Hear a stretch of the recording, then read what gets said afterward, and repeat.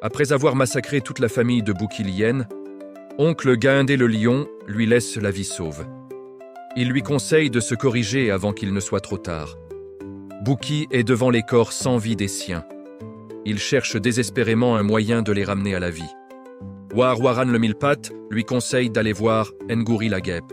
Ngouri est réputée pour posséder le pouvoir de ressusciter les morts. Bouki la trouve en train de maçonner sa demeure. Il lui demande son aide. Ngouri accepte, à condition qu'il ne soit pas ingrat. Elle ranime un à un les 7 membres de la famille. Mais aussitôt ressuscité, le plus jeune fils de Bouki Liyen, une jeune hyène sauvage, frappe brutalement Ngouri avec un van. Blessée mais vivante, elle s'enfuit. Ce conte met en lumière l'ingratitude et l'aveuglement de Bouki, incapable de changer. Les Laobé sont des artisans du bois, bûcherons courageux installés à la lisière de la forêt. Travailleurs habiles, mais aussi voleurs redoutés, ils utilisent leurs ânes pour transporter leurs marchandises et leurs butins. Un jour, leur plus petit âne disparaît. Puis un second. Inquiets, ils ne comprennent pas ce qui se passe.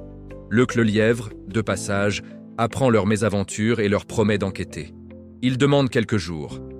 Le mystère des ânes disparus ouvre la voie à l'intervention stratégique de Leuc. En pleine nuit noire, Leuc se poste près du village. Après des heures d'attente, il aperçoit une silhouette qui s'introduit furtivement et ressort, entraînant un âne. Leuc suit discrètement le voleur et découvre qu'il se dirige vers la demeure de Bouki Liyen.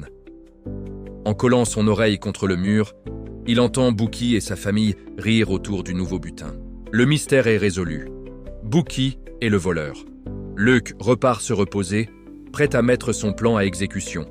Ce conte souligne l'importance de la patience, de l'observation et de la stratégie. Avant de revoir Leuc, les Laobé rendent visite à leurs cousins.